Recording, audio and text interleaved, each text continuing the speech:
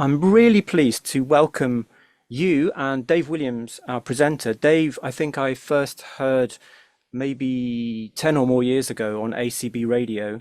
I've also since then heard him on In Touch, of course, RNIB Tech Talk, and he's one of the founders of the Braillists, and that they also have a podcast. So who better to talk about podcasting? Dave, take it away.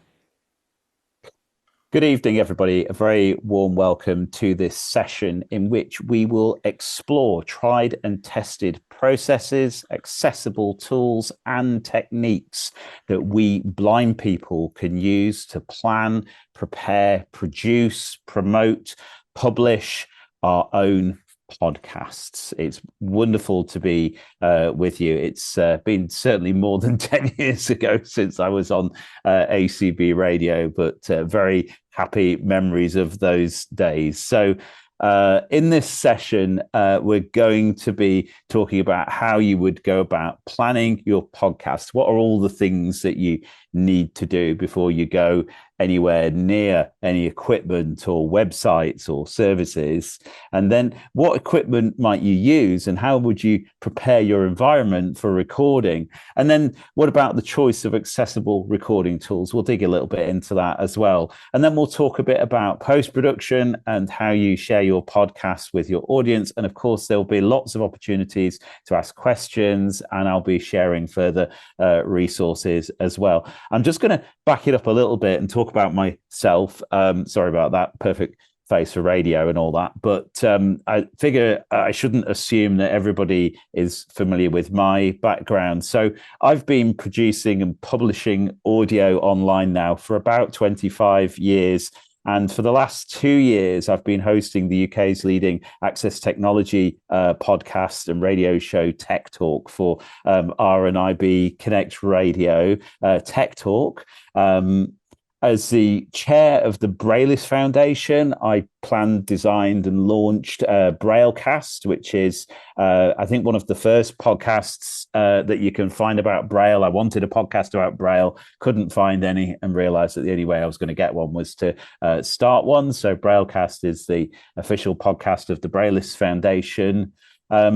As Pete alluded to, I am the former director of ACB Radio, which is a service of the American Council of the Blind. I inherited that role when ACB Radio's founder, Jonathan Mosen, was headhunted for a job in technology.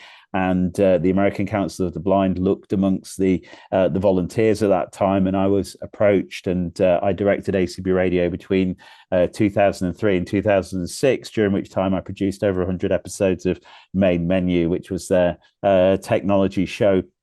We also had the privilege of delivering live coverage of the World Blind Union General Assembly from Cape Town in South Africa. And as a freelance journalist, I've contributed numerous audio reports and packages to BBC Radio 4's In Touch, covering subjects as diverse as bereavement, participation in sport, technology, marriage, travel, and many other subjects besides. I've also got a bit of a background in marketing. I've worked as a voiceover artist. And I ran my own accessible technology training business before joining RNIB in 2019. Now I regularly appear as a spokesperson for RNIB in broadcast and print media. And I also have the privilege of sitting on the steering committee for Sound Without Sight, which is an RNIB-backed project that aims to get blind and partially sighted people into audio production and music production. So a bit of a kind of a varied CV. I'm very happy to answer any questions about any of that in a little while. I think the highlight of my career so far was last month. Actually, in March. Sorry, we're in May now. In March this year, I had the rare honor of interviewing the musician and all-round blindness icon Stevie Wonder, and you can find that recording along with many others from the California State University Conference on Technology and Disability on our Audio Boom feed, and I've shared that link in the notes that you can access access. So Peter has that. So if you want to listen to the interview with Stevie Wonder, where he speaks about accessibility, Braille, and music, then you're very welcome to do so. So let's talk about your content considerations then. So what's the first thing that you really need to think about if you're planning to make a podcast? I think you need to ask yourself, why? Just a really deep searching question, because of course, there's gazillions of podcasts out there, and I know Adam Buxton has a little jingle in which he sings, I've added another podcast to the podcast bin. So they're kind of disposable, podcasts, and we are inundated with them. So I think you have to ask yourself that really strong searching question. What is it you're aiming to do? Why do you need to make a podcast? And it might be because you've got a product that you want to promote. It might be that you want to promote something for like an issue, like, I don't know, well-being, or you want to do something around mental health. But trying to think about what it is you want to achieve, and how will you know when you've achieved that thing. So maybe even trying to come up with a smart objective. In business, they talk about specific, measurable, achievable, realistic, and time bound. So maybe you want to get to, I don't know, 50 regular listeners in your first 10 episodes or something. But just give yourself, even if you don't kind of hit that objective, just giving yourself an objective and writing it down helps you really focus on the why it is that you want to create a podcast. And also ask yourself, who are you? Who are you? Are you somebody that is really comfortable in front of a microphone? Are you very happy talking? Do people like to listen to you talking? Or actually, are you more kind of a technical person? Is it the button pushing that you really enjoy? Do you like the kind of the editing and the more of the technical side? Of course, you can do both, but you don't have to do everything. It might be that you're somebody who's very active on social media, right? And you actually are more a kind of a promoter type of person. And so do you need to build yourself a little team? I knew, for example, when I was starting Braillecast, that I couldn't do it all on myself, right? I didn't have the first clue how to set up a podcast feed, and I couldn't find any services at the time that I could really afford, and I knew the technical people that were able to help me with that. So I spoke to people like Gordon Luke, and I see Darren Pascal's on this call as well, and I think he might have been involved a bit. And I talked to Matthew Horspool, who's ended up hosting Braillecast, but I was the guy who kind of had the vision, I had the contacts, and I had the kind of the idea to bring it to fruition. So ask yourself, what is your role? Because you don't have to do it all yourself. Maybe think about assembling that team and figuring out what your role is within that. Also give some thought to your audience, right? Is your audience other blind people, other people who are enthusiastic about technology? That might tell you something about where you're going to pitch your content. So with Tech Talk, for example, yes, we are a technology podcast, but we try not to get too technical on Tech Talk, because we're very aware that many of our listeners are tuning in on Freeview, on FM, and are not necessarily the most technical kind of audience out there. So there are many more blindness technology podcasts that definitely go much deeper in terms of demonstrations and detail than we do. But we have, and we can tell who our audience is based on the feedback that we get. And that might be a little bit of a self-fulfilling prophecy, but I think sometimes, there's the kind of the tech haves and the tech have-nots. And I like to think that with Tech Talk, we try to really bridge that gap and introduce people to technology in a kind of a friendly, useful, non-threatening, and accessible way. So what assumptions are you making about your audience? Where are they most likely to listen? What are their life experiences most likely to be? What knowledge are they bringing with them into the podcast? And then, of course, for a given episode, what are the key points that you're going to make? And how might that information change between the time that you make your recording and the time that people hear it? So there are some podcasts, for example, that have a very short turnaround. They record and publish on the same day, and are able to follow news events in a very kind of fast-moving way. With Tech Talk, just because of the nature of the way the program is put together and published, we tend to be recording about a week in advance. So we just need to be a little bit circumspect about when we're covering news stories. So, for example, you'll be aware at the moment in the news, there's this whole story about Sonos and about how the app is less accessible. And we're going to be talking about that, of course, on the podcast. But we've got to think about what might change, right? They might fix it before we put out the episode, right? So what can we say that is going to be interesting, useful, meaningful by the time it lands in the ears of our listeners? So just bearing that all in mind, that actually people may come back to your podcast, potentially days, weeks, months after the event has happened. So try to keep that in mind when planning your content. Also, think about the format. So by the format, I mean, is it interview led? So a lot of my content tends to be interview led. I think, well, what do people want to know about this person? What do they want to know about this subject, right? So when I interviewed Netflix, for example, I asked Netflix, and of course they didn't give me a straight answer, but I asked them, to what extent are you thinking about using AI when it comes to audio description? Because they produce a lot of audio described content, right? That's a question that I, as a consumer, would want to know. And they came back and said, well, actually, all options are on the table. We want to consider all the possibilities out there when it comes to developing audio description. So that's why I like a kind of an interview-led format. But other podcasts tend to be more demonstration-led. So if you're listening to, say, something like Apple Viz, a lot of the time their podcasts are very demonstration-led. So they found an app, they're showing you how to do a thing.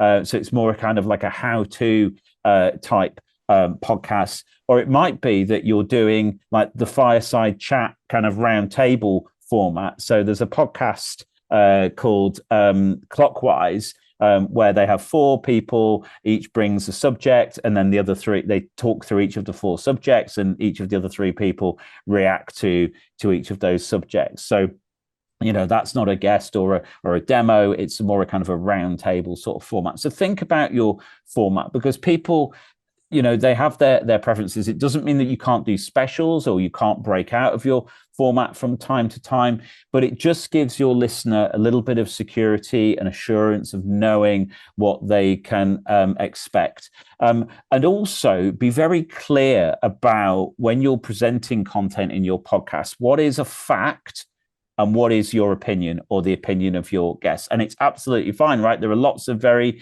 opinionated and opinion-based podcasts out there, but don't present something as fact when actually it's somebody's opinion, because that will really damage your credibility as a podcast. And bad news travels faster than good news, as you know. So make sure that you're very clear when you're presenting your content, what is factual and what is just your view.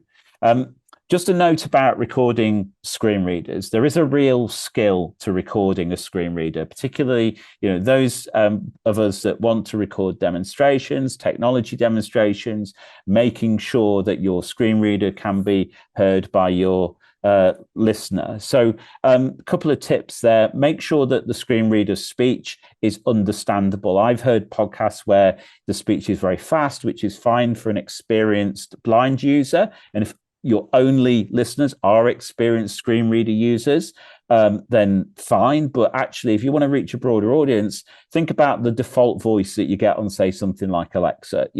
That's going to be intelligible by a wider number of people. And if you have the tools and skills to do it, recording the screen reader to a separate track is great in case you accidentally speak over the screen reader, or if you need to edit the screen reader separate from your narration of what's happening. So just try to think carefully about how you're going to record your screen reader and what you might need to do with that in post-production, and setting a voice that's sort of sensible.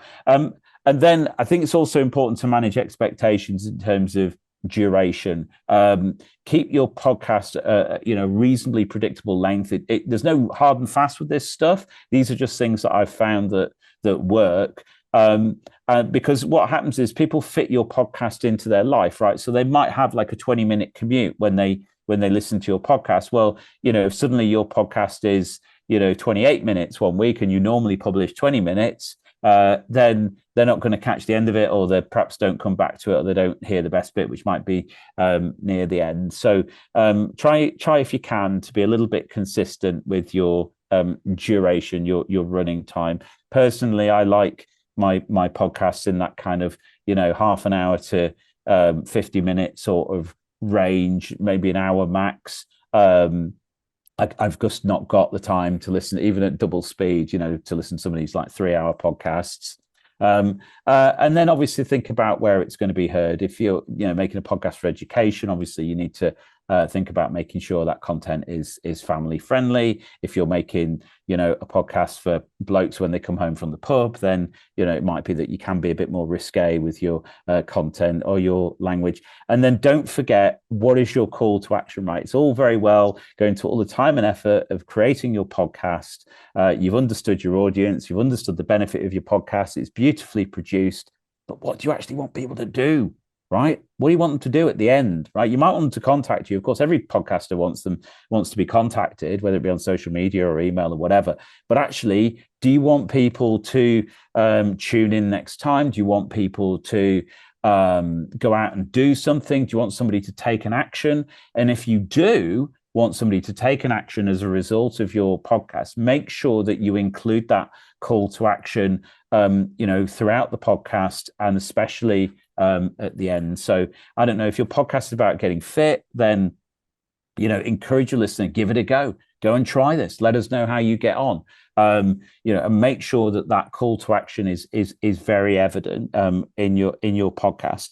And if you have a brand, if you're producing a podcast for like RNIB, for example, I'm producing podcasts for RNIB. Obviously, I'm very regularly name checking RNIB Connect Radio. Throughout the podcast, you'll hear you're listening to, right? And of course, you're listening to it. But if somebody else walks in the room, or somebody else overhears it, or whatever, and it just by name checking your brand regularly, it just reinforces you're listening to the TAVIP podcast, that you're with the Pete Bosher TAVIP podcast, right? And make sure you say it the same way every time, and that you get that pronunciation right, so that everybody's in absolutely no doubt what is your brand. Okay, so those are my main content considerations.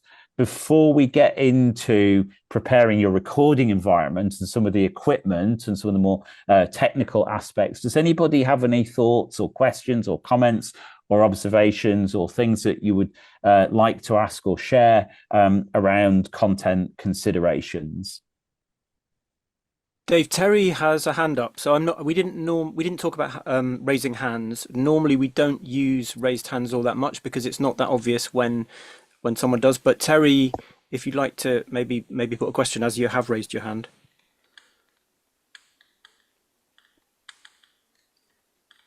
Hi, it's Derry actually. How you keeping? I'm sorry about that. Yeah, sorry, I didn't really know about the raised hands. Yeah, Dave, great to hear you.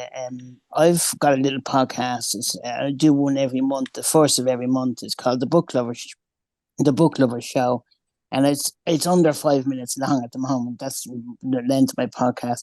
But about the content, you're saying making the call to action. So if I want people to get this book, is there a way of giving links in your notes to the book, we'll say, and what provider you use? I'm using JustCast at the moment. And is there better ones than that, basically? Yeah, so when you're publishing your podcast, depending on the service that you use to publish your podcast, you can add notes, and you should be able to paste a link in there. What I would say, though, is think about what's an audio friendly way as well to share that information. So you say the name of the book, and you say, if you search on whatever the name of the platform is for, the keywords of the book, and it's the first, and check that works. It really grates, doesn't it? When you hear somebody give out a really long and complicated link on a podcast, and like Yeah. you can't write it down, or you don't get it accurate, or whatever it is. Something I really rail against, understanding what actually works well in audio doesn't necessarily work well. What works well in print doesn't necessarily work well in audio.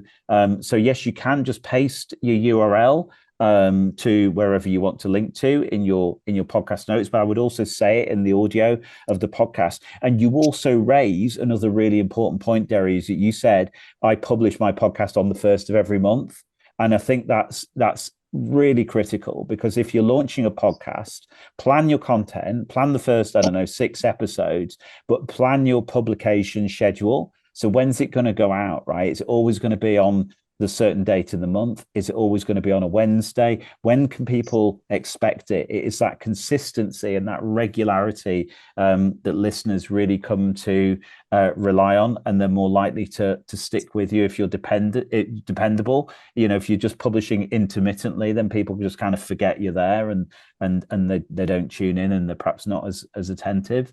So yeah, I would say do both, and depending on, do you say Acast you're using? Just Cast. It's a Just Dropbox. Cast. Yeah, you just Okay. put it.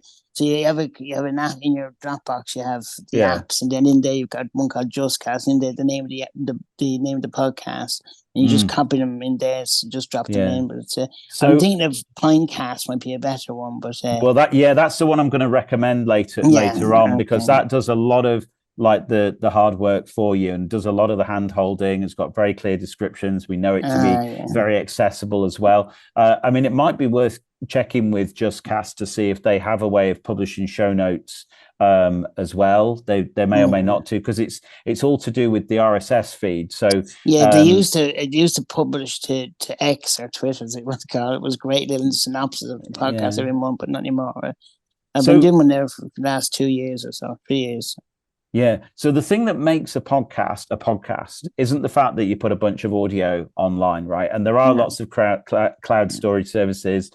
We can, any of us record some audio, put it on a Dropbox or a OneDrive or iCloud or whatever, and we can share the public link to that on our social media. Now, technically, that's not a podcast. No. A podcast is a feed. It's an XML feed that contains audio enclosures, which basically means that the page that contains the podcast feed has very specific instructions to tell the podcast client, okay, this is the title, this is the description, here's the file, and here's the show notes, and so on. So something like Pinecast will absolutely, kind of help you with all of that. So it sounds like Just Cast is maybe a slightly more basic kind of service.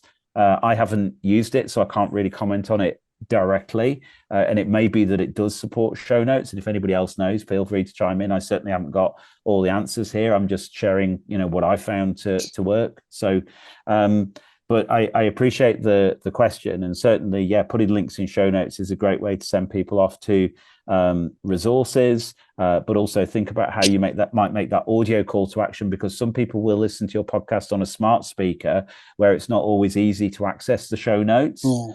So make sure that you have an audio kind of equivalent to, okay, go to this web page, but try and find a short way to say it or to search for it that is memorable and reliable. Great, thanks, Dave. Great. No worries. Okay, so when you're preparing to record your podcast, so you've figured out, okay, how often is it going to be? How long is it going to be? What's the format and all that stuff that we've just talked about? Then you're coming to record, and you might think, okay, well, what I need to do is record, my first 6 episodes. So I've got a little bit of a buffer. I've got some content out there while I'm working on the next, batch of episodes. So you can do all your recording in in a day's session, and then you can drip your podcasts out weekly or monthly or whatever the frequency happens to be, but it's always a good idea to have a little bit of a plan and be a few episodes ahead of where you're going to be, because we all know what it's like, don't we, Darren Pascal, when we're scrambling the day before to try and find some content for something, a show or something like that we're trying to get out of the door, right? Because then what happens is quality will always suffer in the end. If you're pushing up against that deadline and you're rushing to get something out the door, then something's got to give, and usually it's the quality, and that really shows. So if you've got a plan, then you're going to feel much more relaxed. You're going to sound a lot less stressed and all of that. Right. So you've sorted out all of that. So now you come into recording. Okay. And the first thing is to think about the soundproofing and the acoustics of your recording space. And it's important to separate these two things because they often get conflated. And so soundproofing, the objective of soundproofing is to minimize any external noise entering the space, right? So this might be closing windows, closing doors. It might be building a room within a room to basically seal the space from outside noise. So if you're looking for that really dry, sound, that kind of almost sort of broadcast quality sound, you want to minimize as much as possible interruptions, because when it comes to editing, if you had a car going past and you want to edit, kind of mid-car, then you're going to get this horrible kind of jump in your audio where the car's there and then suddenly it's not, right? So the purpose of soundproofing is to just block out all external noise. Some people record in an airing cupboard, some people record under a quilt.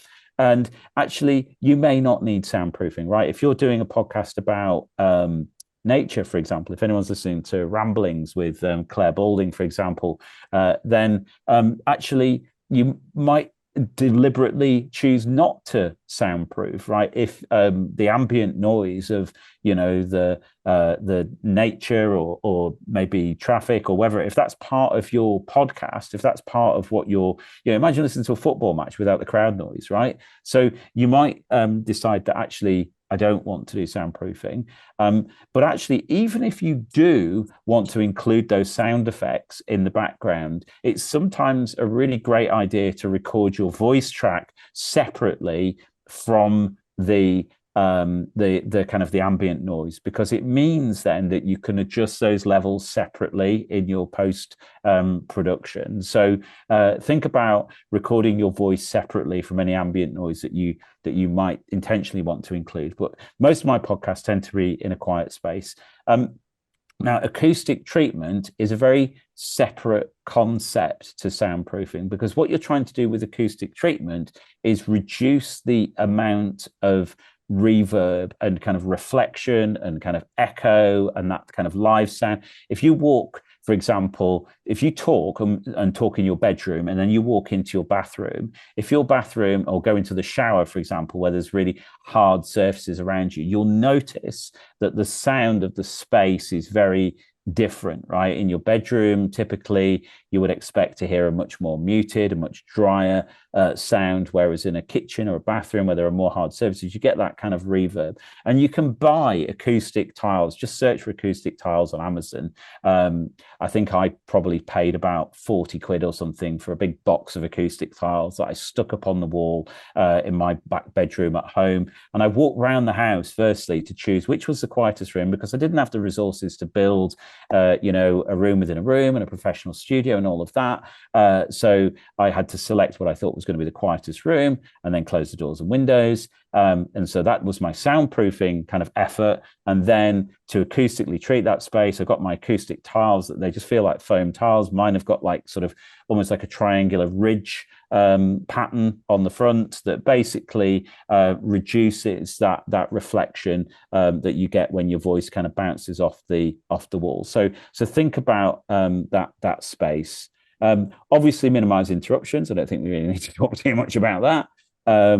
And if you are somebody that is going to include recordings on location in your podcast where you have less control of your environment, try, if you can, to step away from the main kind of crowd. There was a moment when we did the recording with Stevie Wonder where we had to stop the recording because we were getting jostled by the crowd because everybody wanted to get their picture with Stevie. And what we should have done is, you know, gone away to kind of one side of the room and maybe even sat down or something like that. But I was so eager to get it recorded. I was just sort of stood with him in the middle of the crowd, and people started trying to encroach in our space. And it was so funny, actually. He reached out and grabbed my arm and started guiding me. And I was like, oh, hang on a minute, drop the mic. I'm now being sighted guided by Stevie Wonder. And also, when you are recording on location, as much as possible, try to avoid recording in places where there's background music, again, for editing reasons, because if you need to make any cuts later on, you're going to get these horrible jumps in the background music, which are going to be really obvious. So, you know, if you're in a coffee shop or something like that and they're playing music, maybe try and find somewhere else or ask them, is there any chance we can just, you know, turn the music off for a few seconds while I record this thing? But I would probably step outside in that situation. And something that's really important if you're recording on location is to make sure you've got a really big, fluffy pop shield on the end of your microphone to minimize the amount of wind that you get in your recording. Okay, when you're thinking about your microphone, practice your microphone technique. So record yourself speaking and then play it back. Does your voice sound echoey? Do you sound like you're too far away, or do you sound like you're distorting? Get somebody else to have a little listen as well and get them to offer you feedback. I tend to find that a good kind of rule of thumb when, you know, using sort of most kind of off the shelf kind of prosumer level microphones is to use the span of my hand. So between the tip of my little finger and the tip of my thumb, between my mouth and the position of the end of the microphone is usually, you know, a good distance for me to be talking away from a microphone. So practice with that. Make sure that you've got a pop shield. That's the very thing that goes over the end of your microphone. And then, of course, also take good care of your voice, right? That's your main kind of instrument. That's the thing that people are going to be listening to. I can recommend a brand of lozenge called Vocal Zone. They've even got Braille on the box. And they're just, you know, really inoffensive, little lemon kind of almost sweet that you can suck. And they just bring a little bit of moisture to your mouth. You can always tell if somebody's mouth is dry. You get a lot of mouth noise, and some microphones are really unforgiving of mouth noise. So try to make sure that somebody has taken good care of their voice, whether you're recording them or recording your self.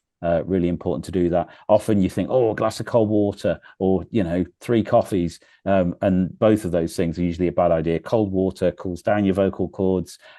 Coffee makes you speak too fast and too much. So, you know, something kind of room temperature, a little drink is fine if you've got a frog in the throat.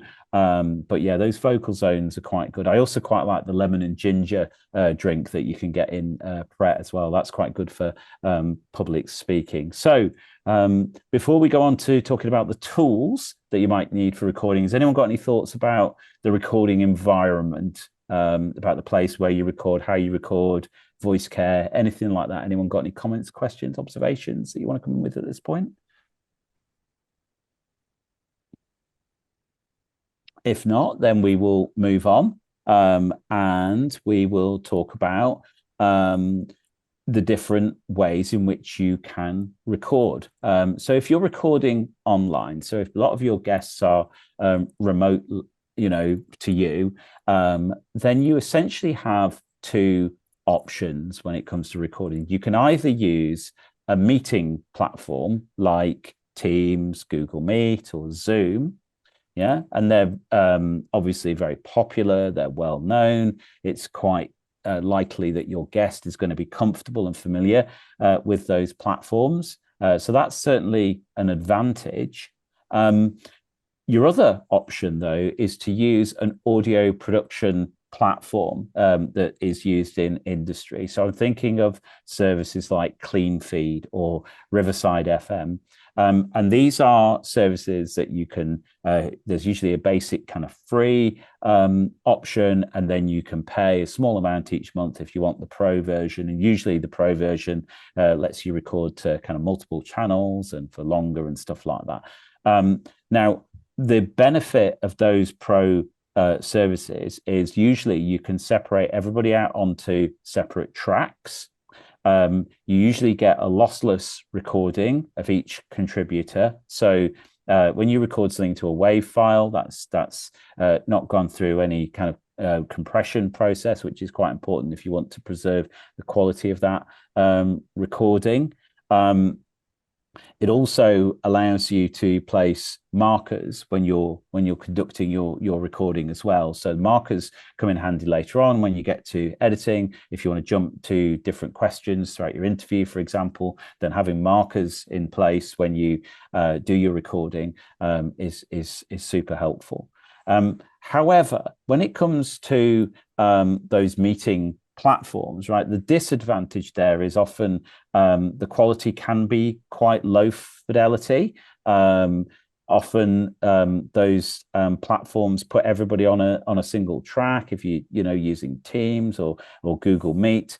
I have found though that Zoom offers almost a happy kind of compromise, because you can record on Zoom and you can have everybody recorded two separate tracks, and you can also encourage your guests to switch on original audio, which turns off all the kind of the meeting processing, because those meetings are designed so that everybody can just really quickly jump on, have a chat about something that's important for their business. Everyone can hear each other, so they tend to filter out all the background noise and level everybody off, which is great for a meeting. But if you're trying to produce something that sounds really high quality and professionally produced, then it can have a detrimental impact in your final product. So try to think carefully about what platforms, and you might use a mix, right? And we, certainly on Tech Talk, we use a mix because it depends who we're talking to and how quickly we need to turn it round and what services people are comfortable with. So happy to talk about that more in a second. If you are using your phone to make a recording, and a lot of people are, you can actually achieve quite a lot with the built-in apps. So most tablets, most smartphones have a built-in sound recorder app. And if you want to record a link, or you want to record something really spontaneously, then actually those apps can produce good results if you've got a decent microphone connected. But there are third-party apps out there. I use one called Backpack Studio. There's Hocus.ai and Fairlight, which are third-party apps on the iPhone. And there are a bunch for Android as well. I'm sure everyone has recommendations. Keen to hear what apps you're using for recording. The key thing with some of these third-party apps that I really appreciate is that you can hear your own voice in your earphones. So if you're recording using just a kind of a voice memo type app, very often you don't know what you sound like as you're recording. So you don't know if you're too close to the microphone or if you're too far away. So somebody who's perhaps a more professional audio recorder is going to want to hear themselves while they're recording, and so they're more likely to prefer one of those third-party apps. We also have options when it comes to standalone digital recorders. So I'm coming to you tonight from Frankfurt, and tomorrow I'm going to be going around Site City, which is a big technology exhibition. It's a bit like Site Village with knobs on, and I'm going to be recording interviews with people. And I don't want to wear down my phone battery while I'm there. I should say, actually, a point I meant to mention when we were talking about recording using phone apps, make sure you put your phone in airplane mode. You'll get much better results and avoid interference that way. But when it comes to standalone recorders, which is what I'm going to be using tomorrow, I'm going to be using one of the Zoom H Essential series recorders that have recently been released. And they're great. They come in 3 options. You've got the well, I can talk through those if you're interested. There are also products from Olympus and other manufacturers as well. But actually using a dedicated recorder often means you've got tactile controls, which I found very reassuring. And of course, you're able to transfer your content then from your standalone recorder straight onto your computer, where you might be uploading it or editing it or performing further action on it. So It really depends on the situation. I do all of the above. I record online, I record on my phone, I also record using standalone recorders. But the most important thing is become really familiar with your tools, right? Don't take your brand new shiny recorder out of the box and then run off to get your big,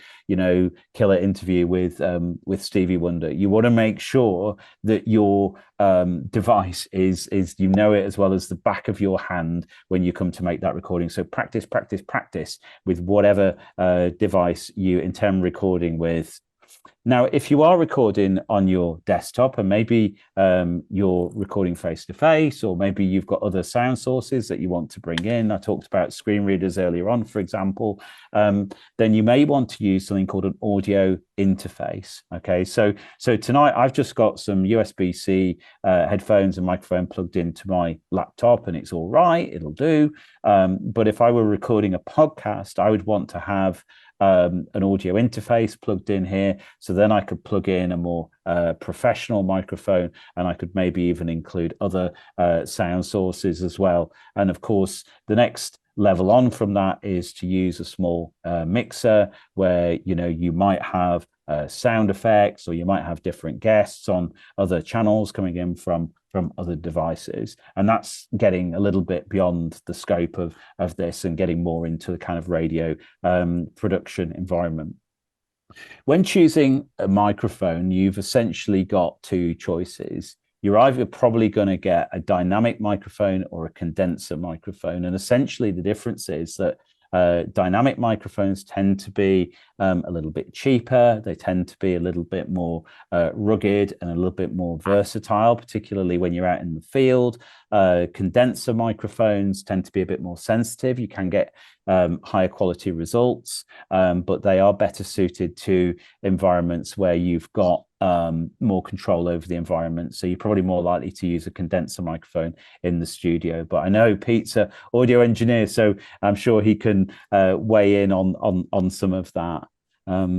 So now we come to actually hitting record. Believe it or not, he says, we're only, 3/4 of an hour in, and we're actually getting to press record. Finally, we've got all our equipment, all our environment, all our content all lined up and ready to go. So when it comes to making your recording, think about, how is your microphone going to be held, right? Have you got a stand? Have you got a wall mount? Have you got a boom arm? Or if you're on location, does the microphone that you're recording with have any handling noise? How is your microphone going to be held? That's so important. I've heard great podcasts ruined because they hadn't thought about how they were going to hold the microphone, and you can hear their mic changing hands, or somebody changing their grip, or something like that. So just think about how your microphone is going to be held. I know last year did some recording on location, and I think we probably over-engineered it. We had mic stands and wires going everywhere. Beautiful recordings, but just a nightmare to set up, and we had to bring our guests over to a particular location to be recorded, and all of that. So it wasn't quite spontaneous. So just try and get that balance right between how your mic's going to be held versus how flexible do you need to be. Also, do you need to refer to notes while you're recording, right? So you might not have a hand free to hold your microphone. How are you going to refer to notes? Can you use your screen reader while you're recording? Do you need Braille notes? Do you need hard copy Braille notes? I'm using a refreshable Braille display for my notes for this presentation. But I know when I sit in the studio with Peter White, when I've recorded content for In Touch, he does everything from hard copy Braille, and he's an absolute master at it. He prefers single side. He tends to slide a sheet across and start reading the next page before he's finished speaking the previous page. And that is a skill that only comes with, days and months and weeks and years of absolute dedicated, practice. And also think about placing markers. I mentioned this a little bit earlier. If you're going for an interview format, right, you might decide, actually, do you know what, that question, I asked didn't really go well, or the way I thought it would, I want to take that question out. And so how are you going to jump to that question in the middle of your audio? Well, there is a way to do this. So if you're using a tool that allows you to add a marker while you're recording, so on the Zoom recorders, for example, there is a marker button. So you can press that just before you ask each question. And that means that in the recording, then you can jump through to different parts of your recording. And that enables you to take out bits that you don't necessarily want to be included in the final mix. And of course, again, testing, and getting second opinions. Maybe make a couple of pilot episodes and let a couple of trusted friends have a listen to it. Send it to somebody who you feels whose judgment you trust, and get their feedback before you go ahead and launch your podcast, because you don't want your listener to have to listen to you learning on the job. So happy to take a breath and hear any questions or comments that anyone might have about recording equipment, making the recording, or any of the subjects we've covered in this last section. Hi Dave, Tim Pennick here. I'm just wondering, do the systems like CleanFeed that now allow you to mark places in your recording, do the markers transfer actually to something like Reaper? Are they actually honoured by Reaper or SoundForge or whatever? I'm going to say yes, but I am touching wood while I'm saying that. So it's not something I've tested recently. I'm very lucky in Tech Talk to have a producer who does some of our post-production for us. So I'm more about planning the content and asking the questions and doing the hosting, because I only have a limited amount of time to spend on it. Certainly, the Zoom recorder markers do translate over to Reaper. I'm pretty sure, if anyone else wants to come in on answering that, I want to say I'm sort of 70% sure that those markers do carry across. Thanks. Hi Dave, it's Ed Green. I hope you're all right. Hi Ed. Hiya. What I would say, it depends how you want to use your markers, I think. So if they are honoured in Reaper, what they certainly won't do is convert to chapters. Conscious we haven't touched on chapters yet, because in Reaper that'll require a special syntax. So they may well, I don't know whether they do from CleanFeed or not, but if you were thinking of going, okay, I'll mark the end of that section there and call it a chapter, that won't be on the Reaper, definitely. It might well act as a little counter, and like it does on the Zoom recorder there. I don't know about that. Do you know, Ed, I might get you to come back in and talk a bit about chapters in a second, because Sure. I haven't got a lot on chapters, and I know they are incredibly useful.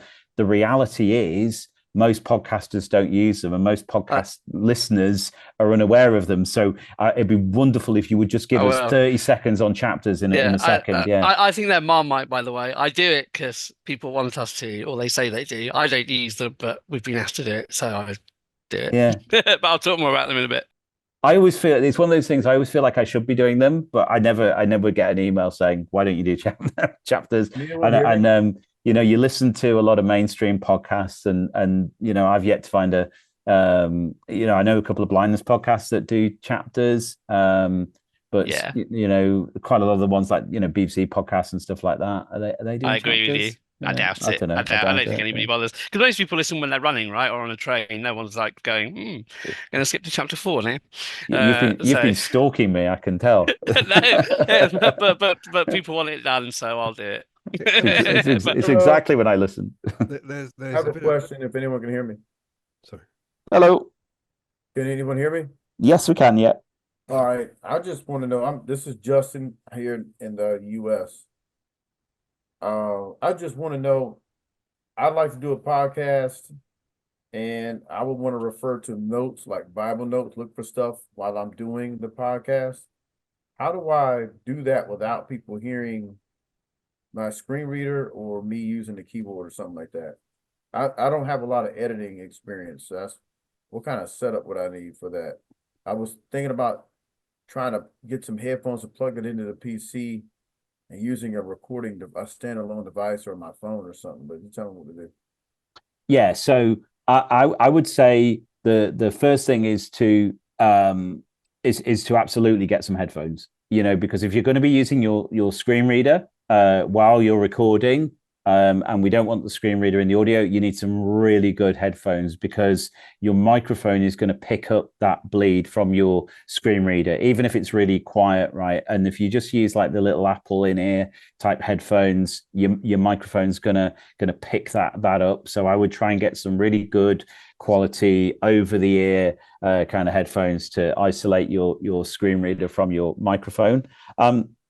The second thing you might want to think about is the physical isolation of your microphone from your keyboard, right? So maybe putting your mic on a stand or an arm that is attached to a surface that your keyboard is not on. So quite often you'll hear people rattling away on their keyboards, and the mic is sat on the same desk next to their computer, and all you can hear, and it's like you get this rumbling and this horrible banging noise as somebody's trying to use their keyboard. So you could either get like a wireless keyboard and have that on your lap and have your microphone on the desk, or you might get a boom arm that you attach to the wall and then have your microphone on the end of the boom arm, which then isolates the microphone from the keyboard. So isolating your screen reader from the audio, isolating your keyboard from the microphone, they would be two really big things that you could do straight away in that scenario.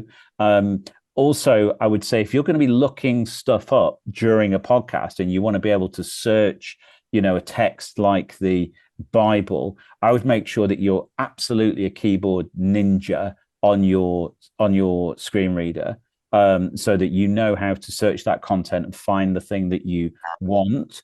Or perhaps, and maybe this wasn't where you wanted to be, is maybe plan the podcast a little bit more in detail and think about, okay, which are the quotes and which are the notes that I want to refer to, and pull those out ahead of time. And that's what I would do, is I would think, okay, there's kind of maybe 6 points that I'm going to cover in this podcast. What are the quotes that support this? What are the notes, the references that I'm going to talk about or include or speak to? And then I would pull those out into a separate notepad that I would then have. So I don't have to be doing a lot of jumping around and searching, because you know what it's like when you're a screen reader user, you lose your place.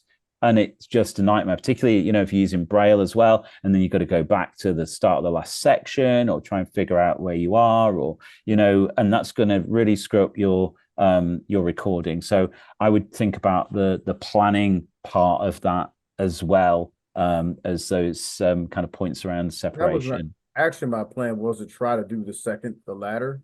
Yeah. But how do I get it so that I can use the screen reader and just read? Because all I need is press down arrow. Sure. So get a mic. So I'm going to make some specific mic recommendations. So there's a couple of USB-C mics that are really popular in the blind community that people are using with their computers. There's the Audio-Technica ATR 2100X, and also the Samsung.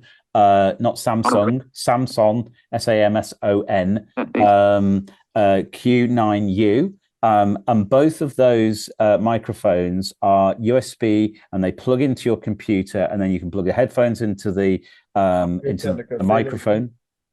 Yeah, so these are going to be in the notes, right? So if you're on the mailing list, Peter's going to make the notes available. So don't worry about trying to write it down just now. All this information is going to be in the notes. This is what I'm sticking to. So you'll be able to kind of refer back to it. But they're the two microphone recommendations I would say for podcasters just kind of starting out. If you wanted to record with your computer.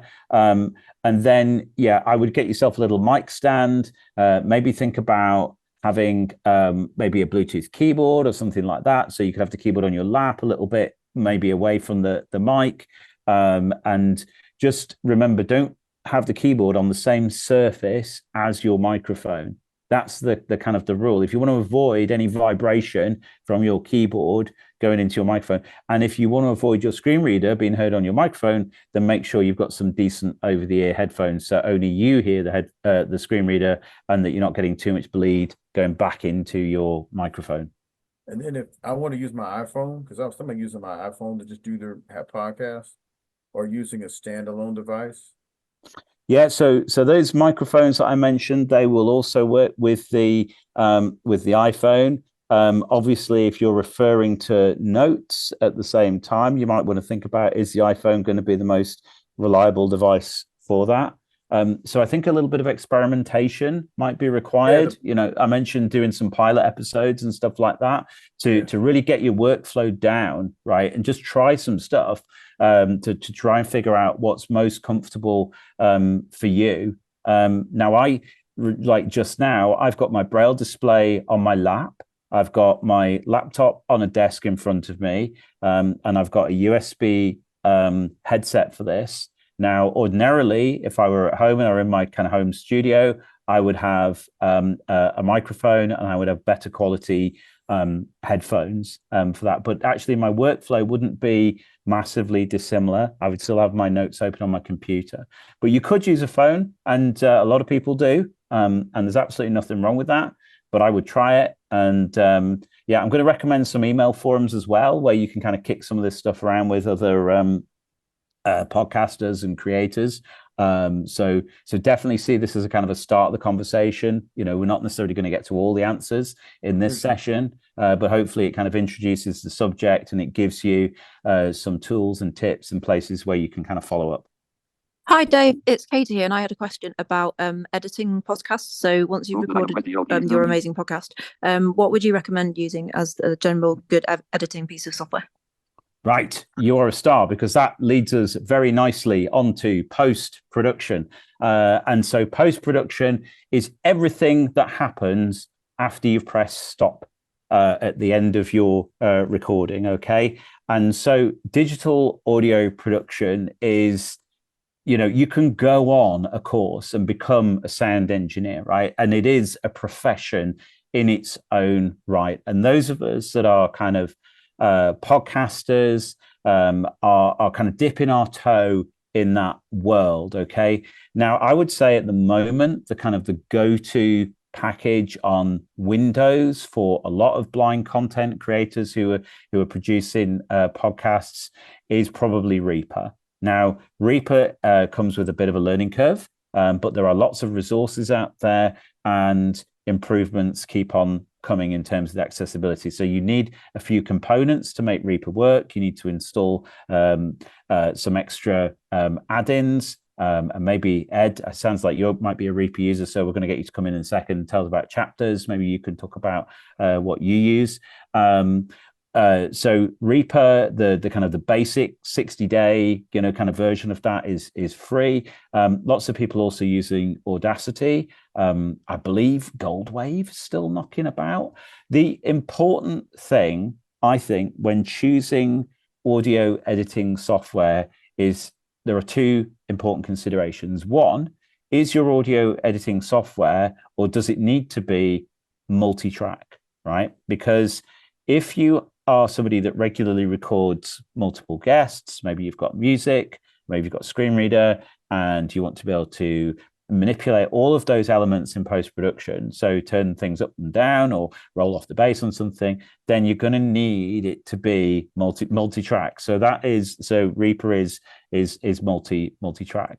The second important consideration is your editing software non-destructive. So back in the bad old days, we all used to use software that would work on the original files. So you made your recordings, you brought your WAV files into your digital audio workstation software, and you make some changes, and those changes were made to the original files. Now, we've moved on from that so that the more modern digital audio editing software, like Reaper, creates a project file. So it's not actually changing those original files. And that means that if your computer crashes halfway through your project, you don't lose anything in your original recordings, and you're able to kind of undo the changes you've made. And I think those two are perhaps, some of the most important considerations.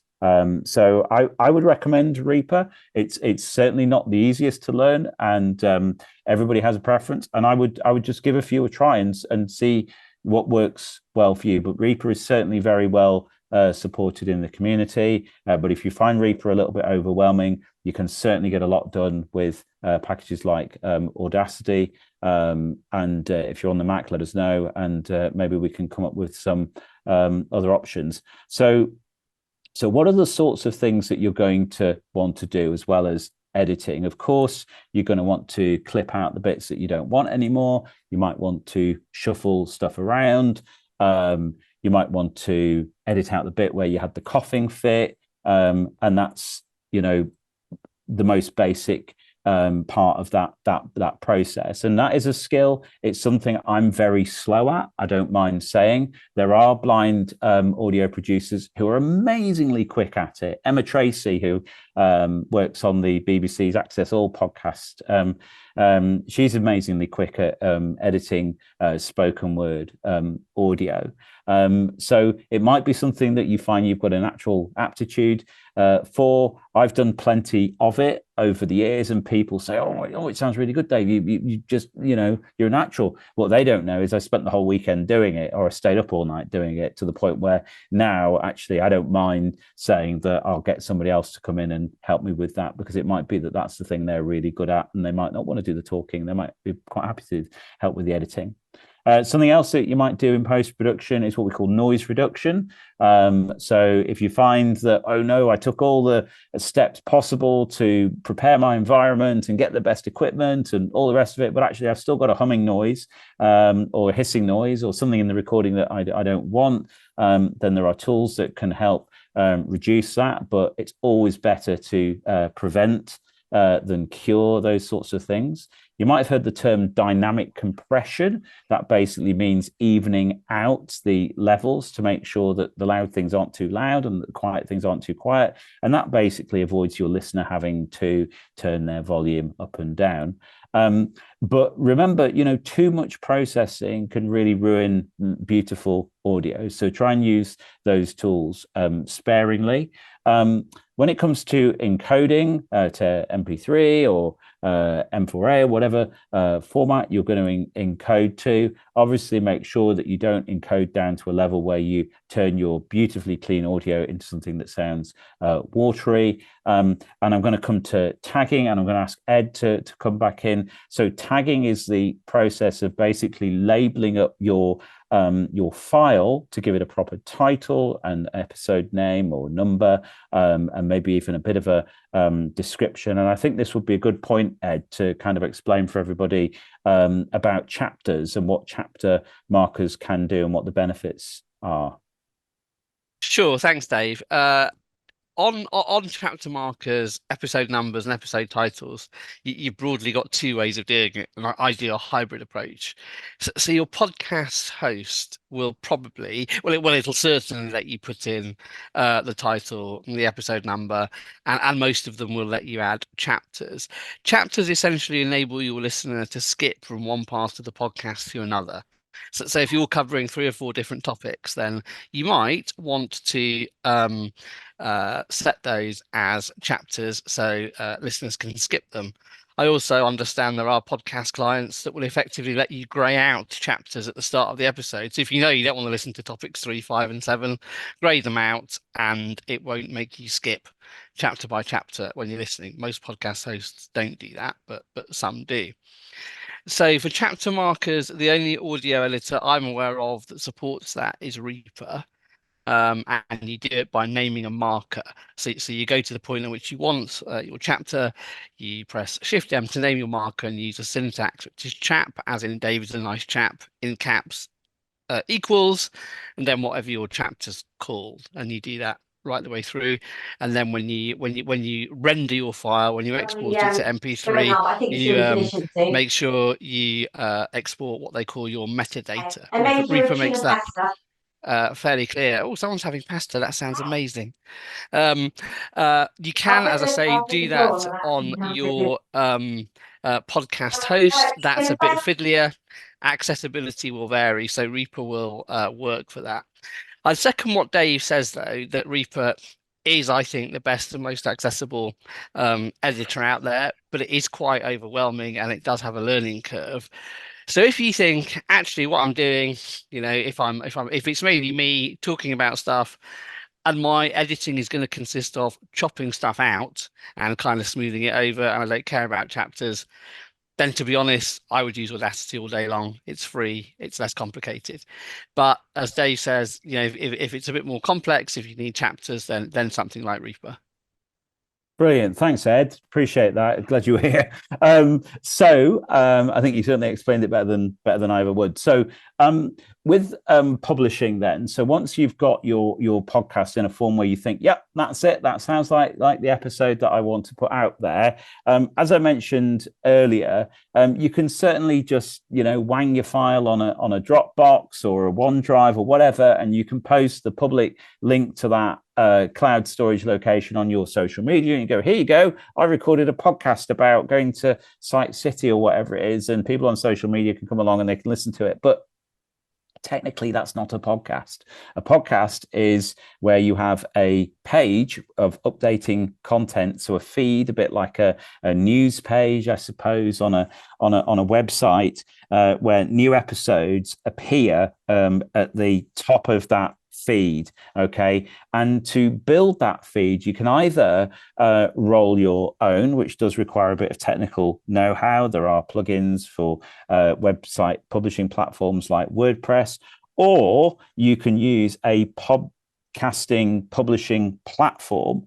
And I think the sort of the go-to one that a lot of us quite like at the moment that works really well is Pinecast.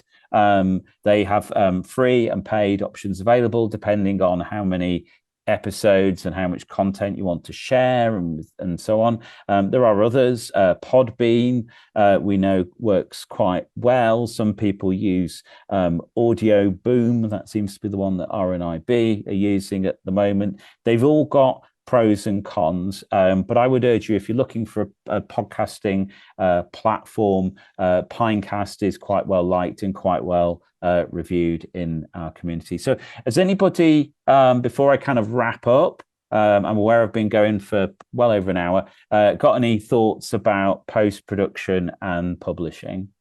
Actually, I do. This is Viola Benson. This is my first time on one of your I'm from Washington State, and you were talking about Reaper, and I just downloaded the 60-day version, but like you said, you have to install a bunch of things. Where can I find out what you need to do so that JAWS is my preferred reader will work correctly? This is my first time with it. I have Goldwave and I have Studio Recorder, but I wanted to try Reaper. Okay, so I think you might find it helpful to join maybe one of the communities. So there's a website called Reapers Without Peepers, RWP. There's also Jonathan Mosen's Blind Podmakers Creators group. I'm on that. Yeah. And so those are great places to kind of ask those sort of newbie, kind of questions to those packages. There is a Reaper kind of accessibility wiki that has lots of links to articles and audio recordings from people who've tried to explain Reaper from a sort of a blindness perspective.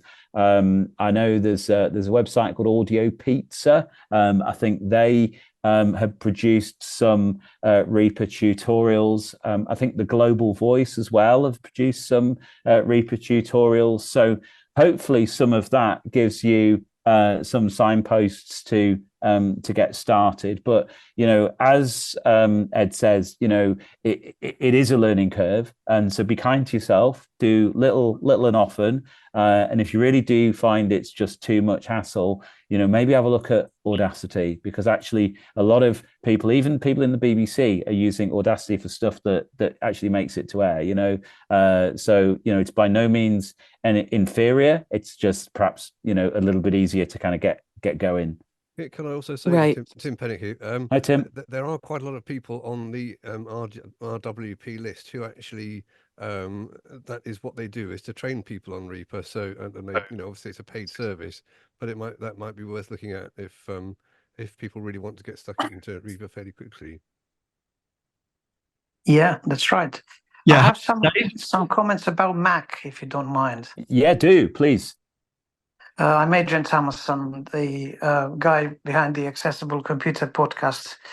I use podcast chapters for inserting chapters in audio podcast in Mac. And as editor, I use Amadeus Pro. I know it's old, probably is not that much in fashion so much, but I use it for probably 10 years.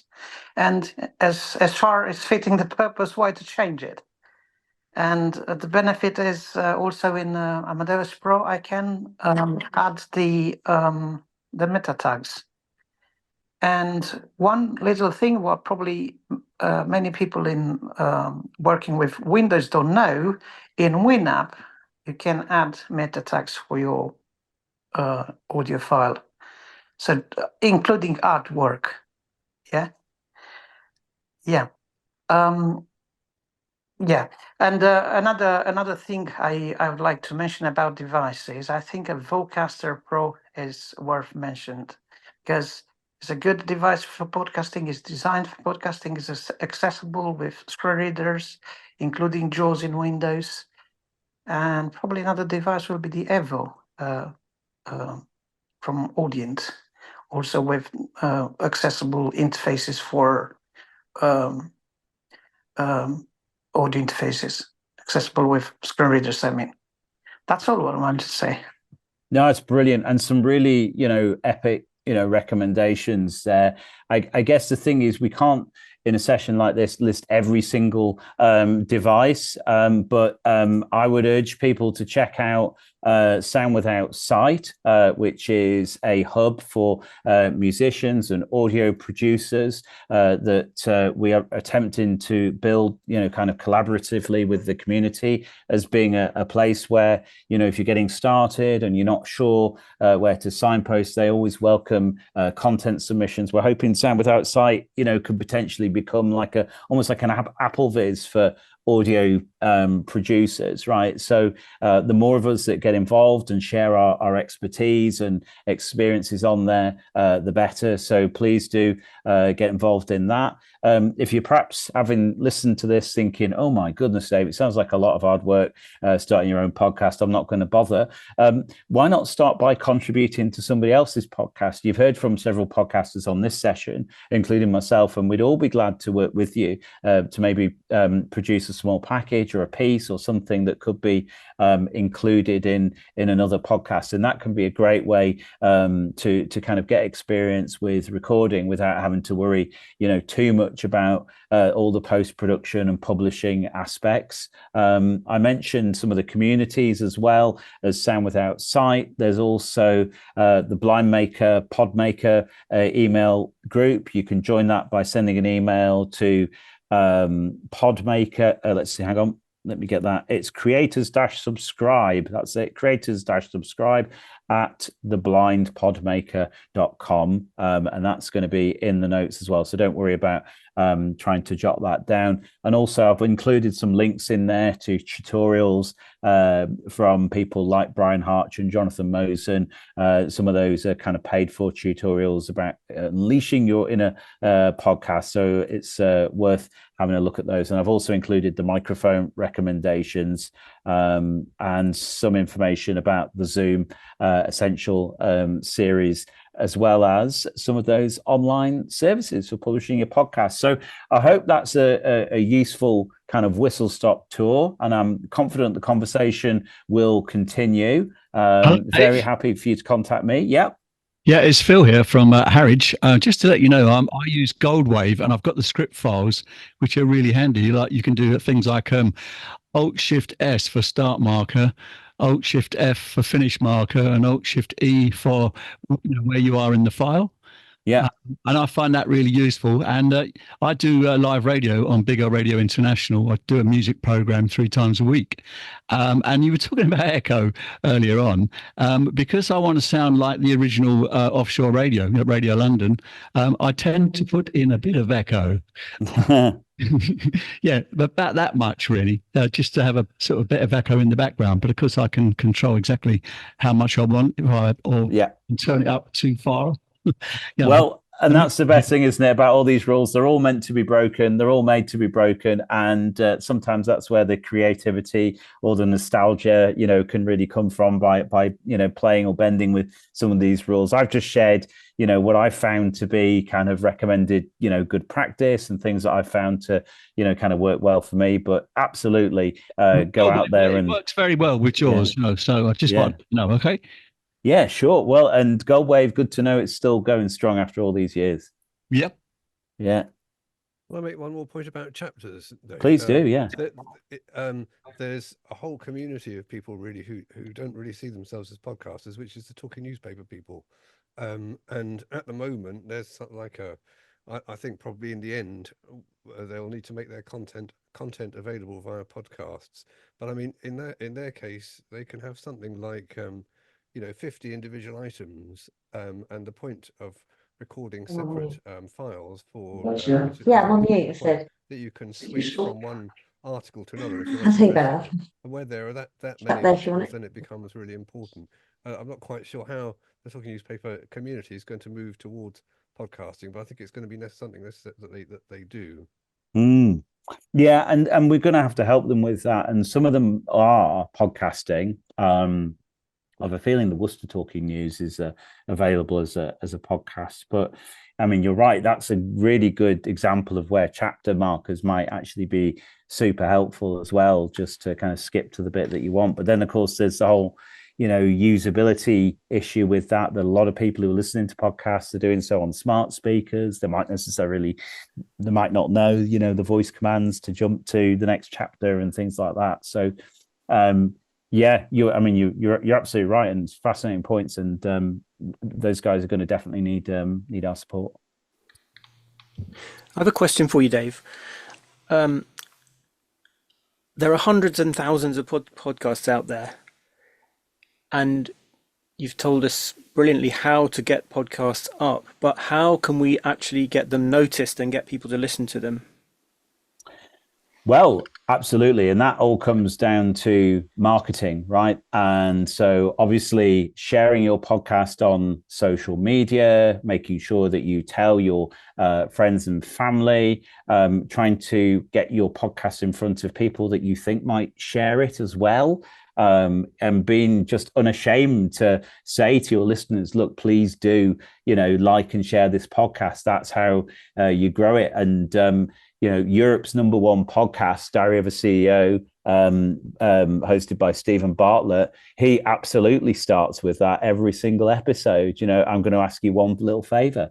If you like the podcast, please share it and please tell your friends about it. So it is marketing. It's making sure that you get it in the eye line. So I tend, if I have a really good one, if I think there's something that's gone particularly well, then I'll stick it on my LinkedIn. I've got like 1,000 people on there, who some of whom might check it out and might share it. And also maybe try and get yourself talk your way in onto other people's podcasts as well, because podcasters, even the top podcasters, they're all looking for guests. They're all looking for content, right? And sometimes they're even willing to let fellow podcasters come along and hawk their wares, as it were. So I've unashamedly plugged tonight for you guys a few of the podcasts that I'm involved with, and a few of the projects I'm involved with. So just use every public speaking opportunity you get, whether that's face to face, online, on social media, wherever it may be, to share and tell people about your podcast and get the word out there. Does that answer your question, Pete? Yeah, absolutely. Cheers. Hi, Dave. It's Ed again. Sorry, just a couple of things I wanted to come back on. I know you were saying it semi-jokingly about posting to Dropbox and OneDrive, and I've never experienced this before, but I think if you do that and become very popular and 30,000 people start streaming your podcast off OneDrive, Microsoft might shut your account. So please don't do that.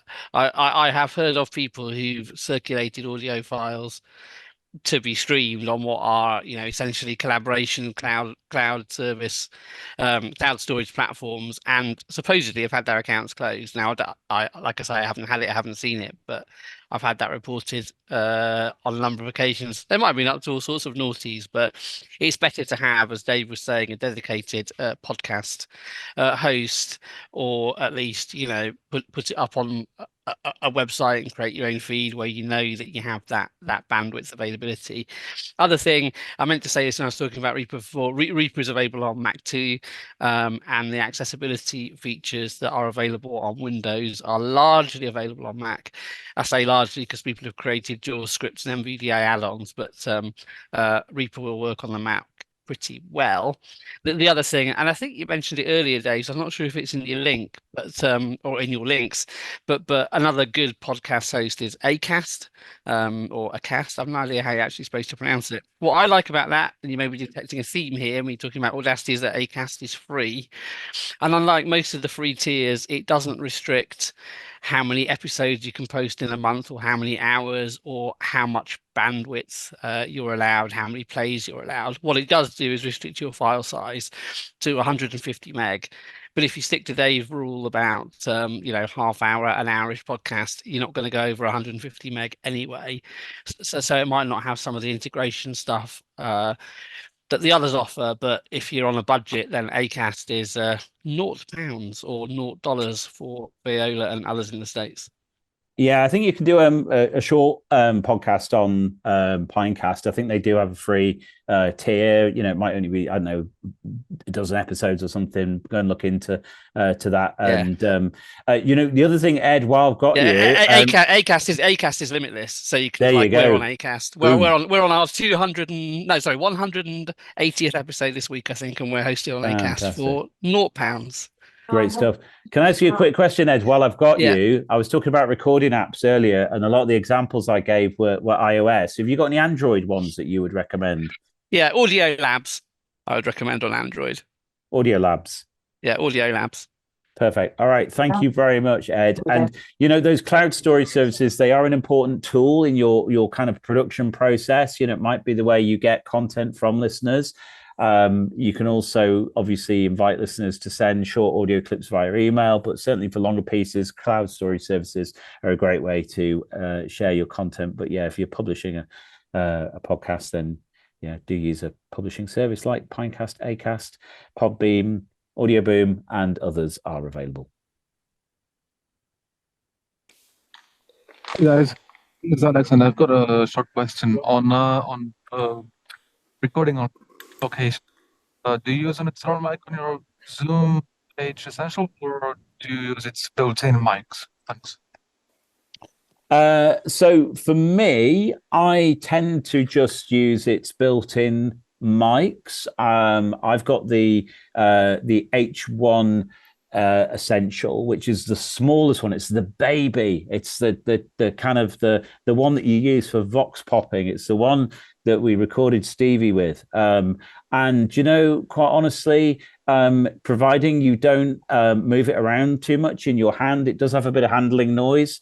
You can get some pretty decent results, providing you put a good pop shield on the end of there. If I was recording in a more of a studio setting, you know, at home or in a more of a controlled environment, then absolutely I would be using an XLR microphone plugged into an audio interface. So it really just depends on the circumstances, but I want to be able to whip out my digital audio recorder at a moment's notice. So I often have my H1 Essential in my inside pocket just ready to go, because you just never know when you're going to meet that person or have that moment. So I think it's important to be able to capture content, you know, spontaneously as well. So yeah, different tools for different tasks. Hi, I've got a kind of content related question, if that's okay. Yeah. You were talking about music. Now, I'm very fearful of playing music because I'm mindful that surely intellectual property right issues would come in. Could you talk about things like that might catch out the beginner and the unwary?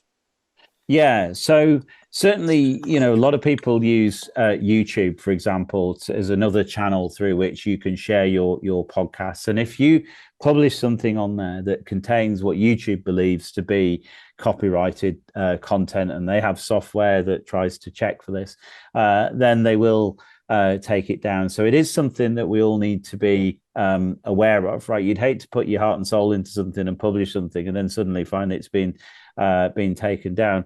Obviously, if you've got an independent music artist and it's original material and they're performing it for the benefit of you or your podcast listeners, then fine. If the music is really kind of indistinct and far away in the background, I don't think anyone's going to really care about that too much. As I said, I would always try and avoid recording with music in the background. There is also a thing called fair use, where you can get away with a couple of seconds of a track. And I try not to roll that dice because I'm never quite sure how many seconds or, you know, what the rules really are on some of that stuff. And I see it, if I want to include music, as an opportunity to give back to the community. So I go to somebody like Andre Louis and I go, hey, Andre, here's a few tens of pounds. I'd really love to use a piece of your music that you've created as like the theme for our podcast. And so we did with Braillecast, for example. I commissioned Andre to write the theme for that, and we put some Braille equipment sound effects over it, and we ended up with quite a distinctive sort of sound for that. So I sort of view it as an opportunity to maybe support an independent artist if I want to include music. And then, of course, there are also royalty-free music libraries. So you can go online and you can search for royalty-free music libraries where you pay a one-off fee, and then you're allowed to use that music however you like. But I'm pretty sure there are people in the community that would benefit so much if we as podcasters just go to them and say, actually, have you got a bit of music that you've written, that you've recorded, that we could use for this podcast? And what if what you're going to do, it actually involves pre-existing recorded music? How would you find out what's the correct thing? Because there's different organizations for different aspects, are there?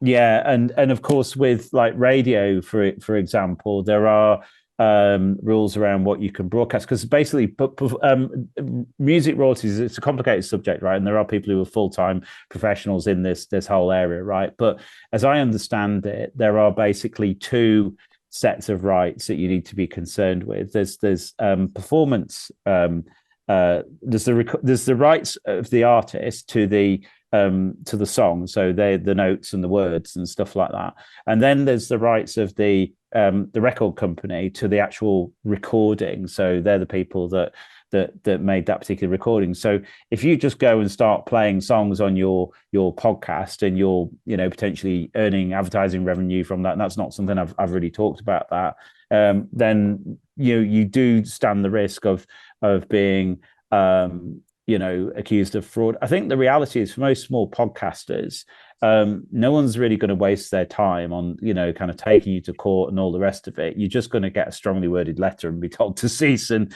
desist if you were benefiting from using somebody else's copyrighted music. So I tend to take the avoid it kind of line and play it safe, particularly as I do a podcast for RNIB, and RNIB is regulated by the Charity Commission, and they have a licensed radio station that's on FM and Freeview.